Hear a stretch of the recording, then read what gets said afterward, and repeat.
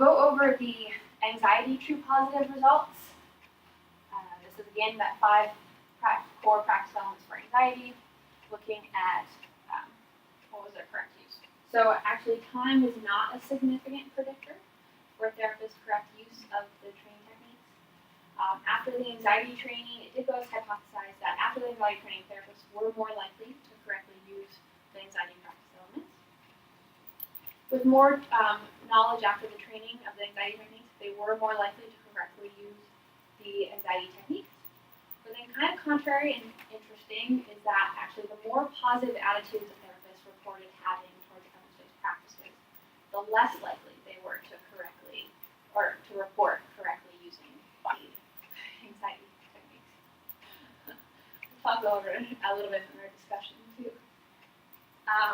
So what does that look like for true positive Teresa?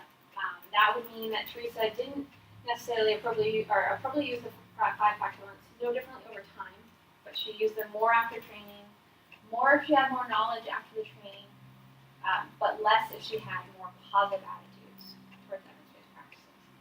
So that's the curveball. And then the no differently over time, that's just time alone. Yes. So that's the passage no, of... that's not. No, that's not time alone? No, it's not. This is the whole final model. Oh, I'm sorry, that's the final model. This is the final model. And if she had more positive attitudes than she had before the training, or if she just was in the high positive attitude group? Good question. So we did run the means, or just the descriptives of the modified practice attitude scale, and all PMB therapists are pretty high on positive attitudes. So that also could be something that's popping up there. So, Priya says, she appropriately used those anxiety PEs, the performance elements. Mhm. She would use them more if she had more training. So she's hypothesizing. Not more training. It's so they attended the training. It's after that training they're more likely to use it. So it's not she went to the 1-day training Right. and then she was more likely to use them.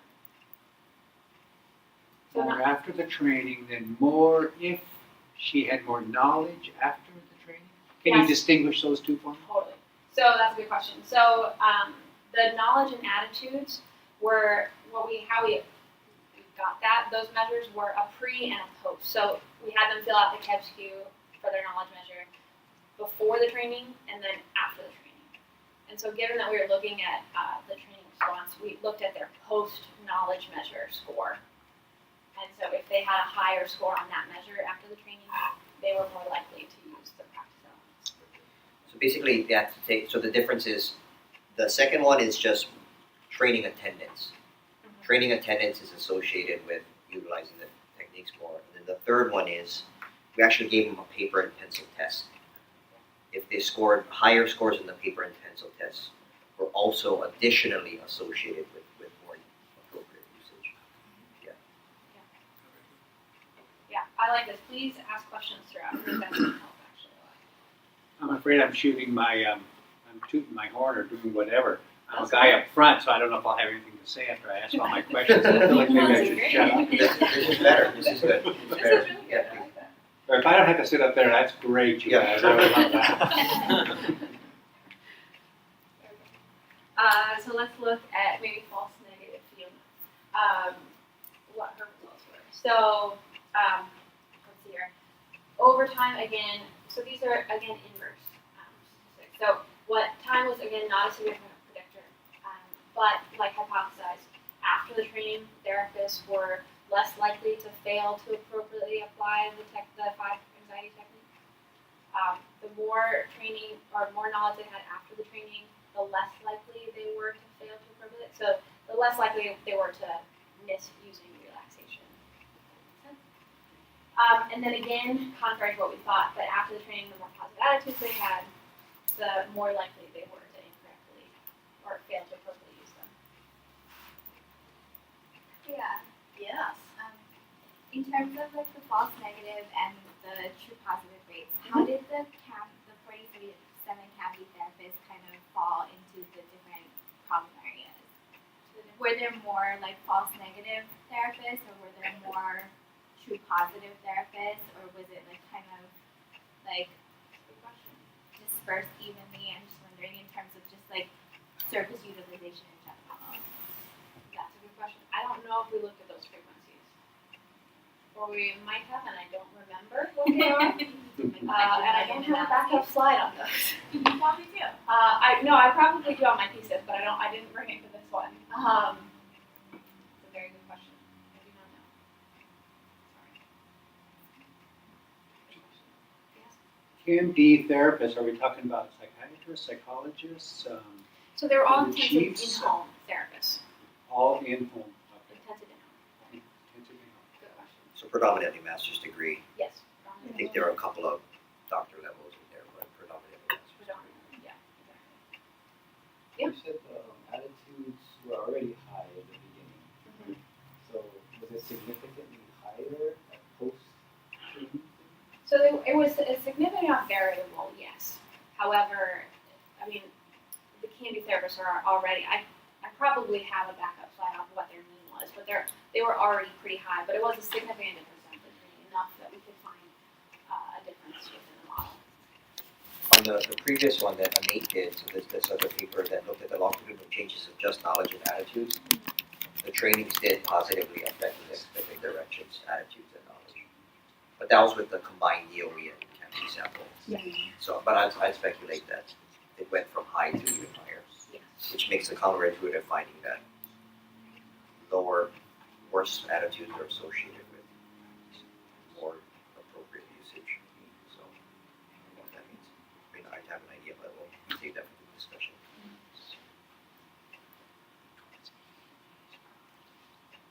Other questions or comments? Questions? This is very confusing. If you see why your questions are. Yeah. Well, it's just kind of contrary to logic, almost, you know? The You just go, what, wait? For You attitude just, or for all of it? you know, it's just, Wait, so the post-training knowledge is testing their knowledge, right? Yeah. And what does that down arrow mean? It means that the more knowledge they had after the training, the less likely they were to fail to appropriate. So the more likely they were to correctly use. Oh, okay, So that's correct. Yeah, this is the Right, false right. This is a false narrative. It's Yeah. a little. It's definitely. okay, Yeah. got it. So it means the training helped. Yes. Correct.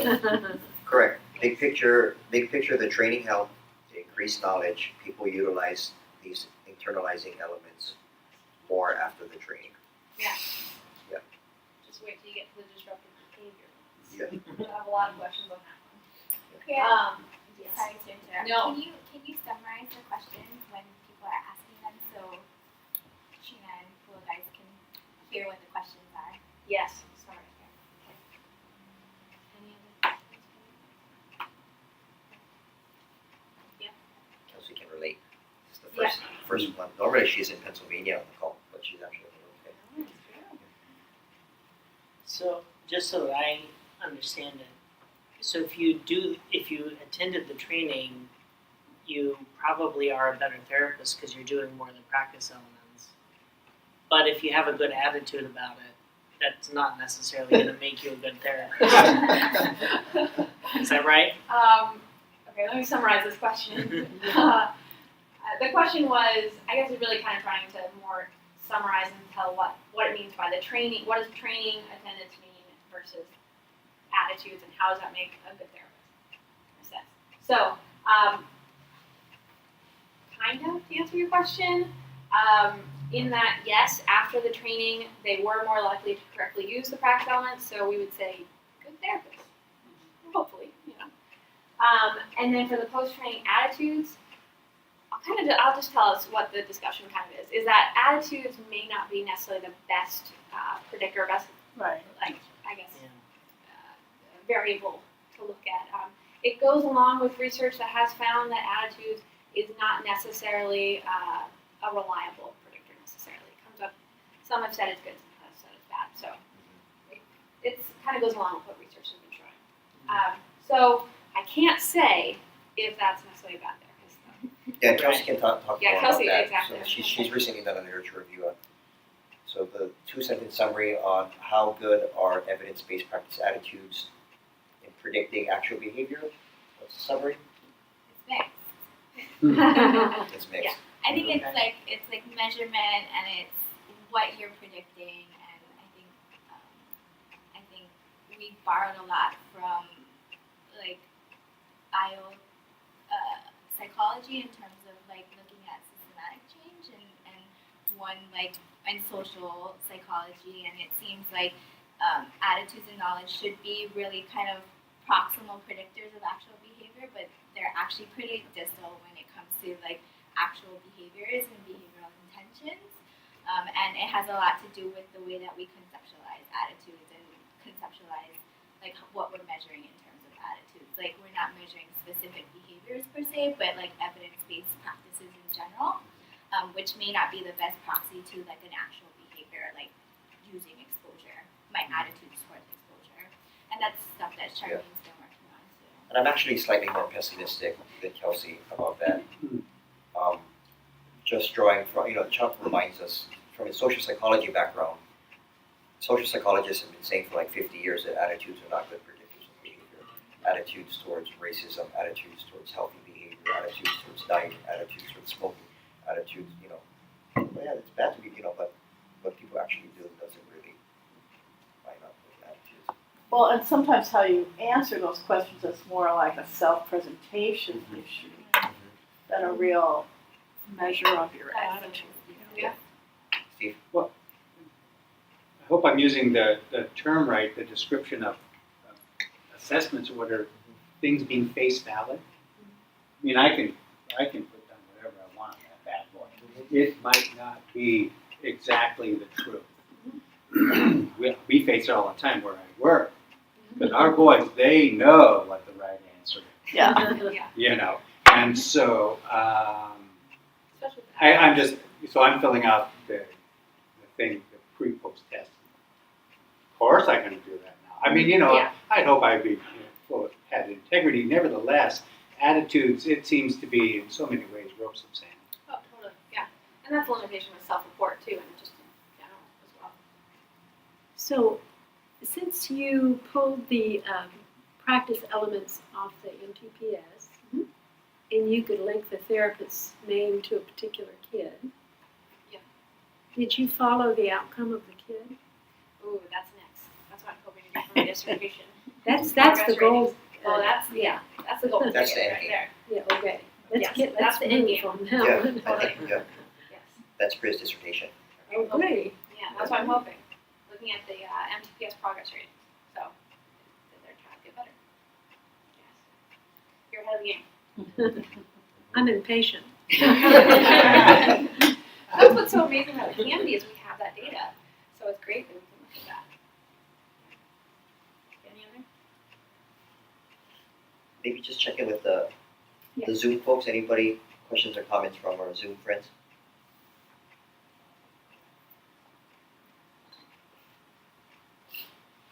I guess not.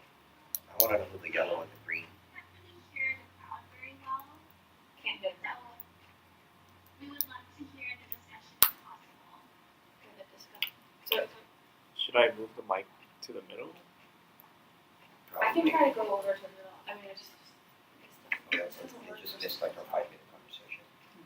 It's just First slide, so we can go more towards the middle.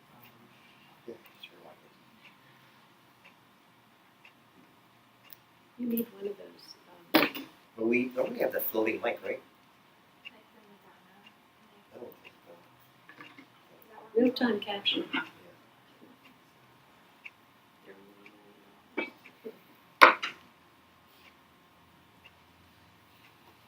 Thank you for that feedback. We will get better about floating the mic around during discussion. I could. This is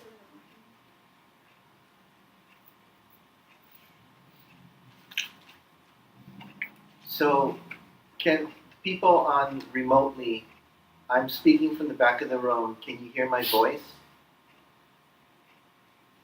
Okay, that might be better. so that might be fine. That might be fun. Okay.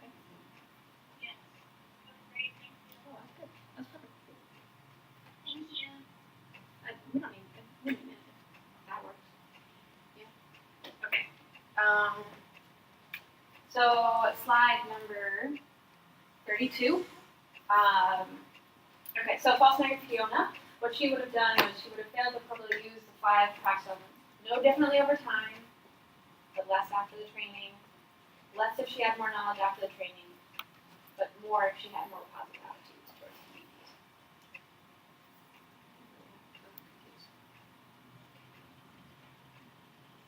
So, disruptive behavior.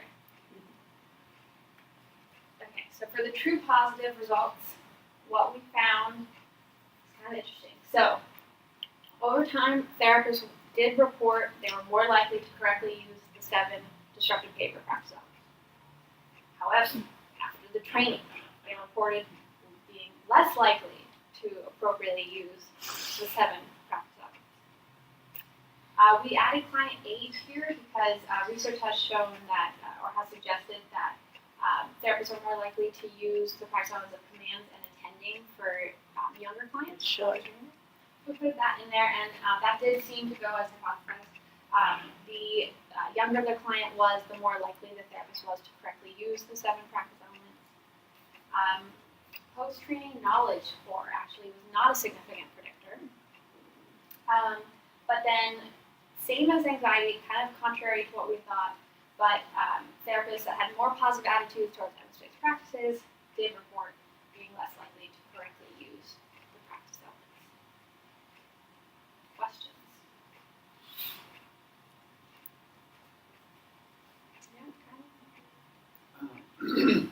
We'll look at the negatives and then I Okay, just have a comment. I don't know what it is. perfect. A thing. I'll say Yeah. a thing in a minute.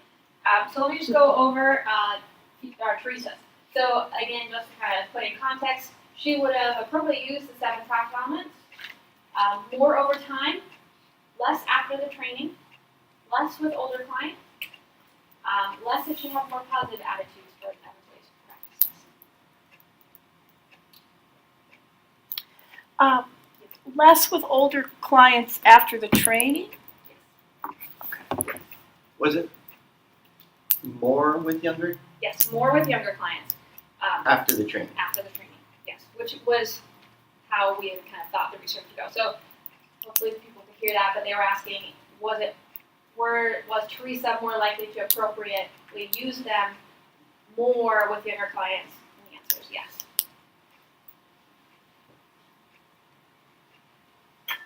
So false negatives. What we found was, again, kind of it's inverse to the true positives, but therapists were less likely to fail to use the practice elements over time. Training. Therapists after the training were more likely to fail to properly use them, or more likely to not use them correctly. With client age, again, as predicted, so therapists were less likely to misusing them with younger clients. Knowledge is not a significant predictor, and then again, attitudes ran contrary to what we thought, but the more positive attitudes they had, the more likely they were to fail to correctly apply the techniques. So what does that mean for Fiona? It means that she was, when she failed to properly use them, it was less over time, but more after the training, more with older clients, and more with positive attitudes, those who have positive attitudes towards communities. And this is slide 38. Questions? Yes. Well, what you had younger clients and older clients. What were their age distinctions? So we had anywhere from ages, I believe it was like 4 years old to 18. But for client age, we looked at, it was the kind of 12 years or older. So they were more likely to correctly use the techniques if the clients were younger. Well, and then I'm intensive in-home. You know, there's a lot going on there. My own experience has been that the older the teenager, the more irascible and unteachable, so to speak, that they are. I didn't know of this notion of containment. I wonder how much an intensive in-home therapist was trying just to contain. Sure. All for the older kids. Where I work, we want all those kids young. I mean, they are so amenable, Yeah. compared to the older kids. We were whatever's, Yeah. that's fine. But I wonder if that notion of containment popped somehow in, whether it was a therapist comment or just something, because I can only imagine that, for the older kids, they're not interested in safety. Oh, for sure. They're really No. not, so. Yeah. Yeah, kind of a comment. No, that's great. I hopefully everyone kind of heard that. But from Steve's experience as an intensive in-home therapist, he was kind of wondering about older clients, kind of more just trying to contain them, and so that might have played a role in our results here. Even as myself as an intensive in-home therapist, so the 7 different practice elements that were taught. So one is psychoeducation for caregiver. One is commands and attending, which are those 2 that were typically used for younger clients.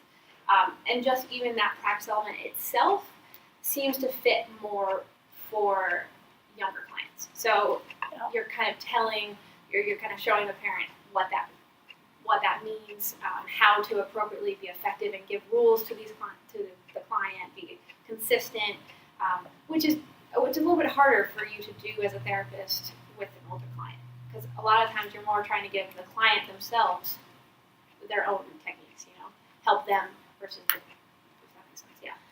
Well, when I saw this result, I thought maybe they're finally understanding what the MTPS means, Yeah. right? Yes, that's what our theory was.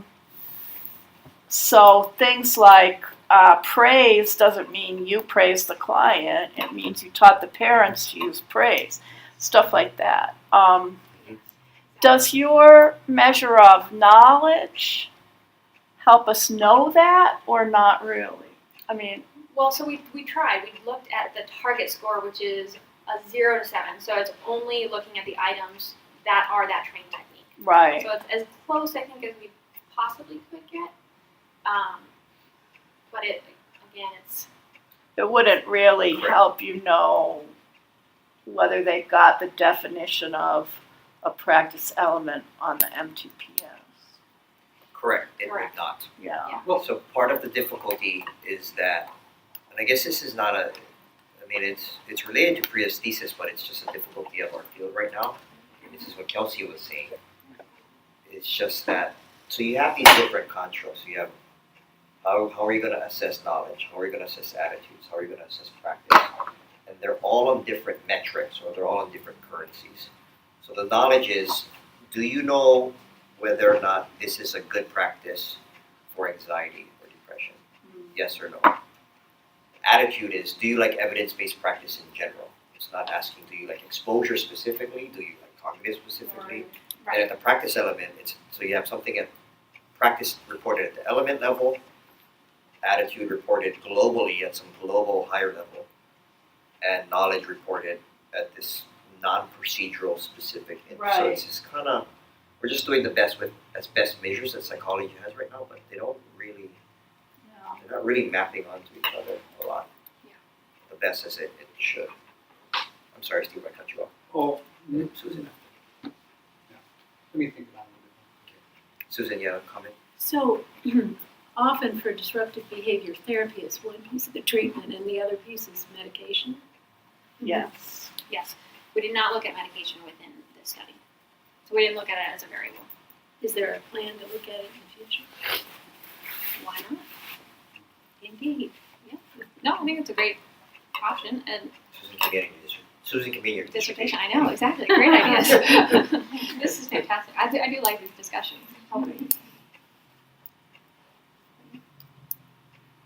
Other comments, Yeah, other questions before? And this is better because we have a smaller group today, so it's better to have the discussion as well. I don't know, better, but I'm enjoying having a discussion Me too. and route rather than. Yeah, it's helpful. You missed it, but was it all primary disruptive behavior or primary anxiety, and like they didn't have any other secondary? That's a great question. So, yeah, we did. So, what? Let me go to the. It was based off treatment target, so not diagnosis, but it was based off of.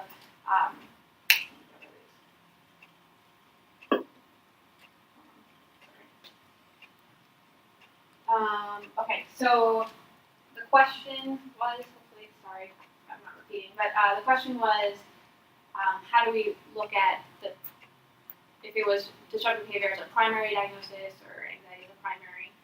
So we did based off target. So if we looked at if the 4 anxiety targets and one of those 4 was checked, then we considered that an anxious client. But it didn't necessarily mean that was the only treatment target that was checked. And that's again kind of another limitation. We're jumping to all of my discussion and limitations That's great. which is great. That's great. But that is one of those kind of things that we don't necessarily know exactly the therapist's behavior, like intention. So we know that phobias and fears were checked and exposure was checked, but we don't necessarily know that they checked exposure for phobias and fears. And so with destructive behavior, again, we also only had the targets that were for destructive behavior, so willful misconduct/delinquency is one of those targets on the MTPS. So very likely they're comorbid. Very likely comorbid, yes. Which perhaps complicates the therapists as they are responding, to your guys' kind of those assessments. They might have that comorbidity rattling around in their head. Yeah. Right. Well, so the MTPS we took the data from July 2006 all the way to December of 2013. So we actually have a lot of follow-up data, if that makes sense. So, some of these therapists may have filled out the MTPS without even thinking necessarily about the training. Well, a lot of them did because they're just doing it for billboards, So we do have a lot of their behaviors that they did just throughout. So for me, on the flip side of that is, I think for the internalizing one especially, despite all of this noise and that huge time period from 2008 to 13, the fact that we're able to see changes as we expected for the training, that's a long time period for that statistical model to come out significant. It's really I know, I'm just cutting through a lot of radio remembering some day at Hilo with you and Charmaine when we were like pie in the sky, maybe someday we could look at the MTPS and how whether they were really using this stuff. And the fact that you were able to do that is so exciting, It is really. really exciting. Okay. And I think bigger picture, it's part of, and that David probably can speak to this, RT. I think it's just part of, with all of your work with PK and stuff, I think exposure rates have been steadily climbing over the last 5-10 years, right? It's been,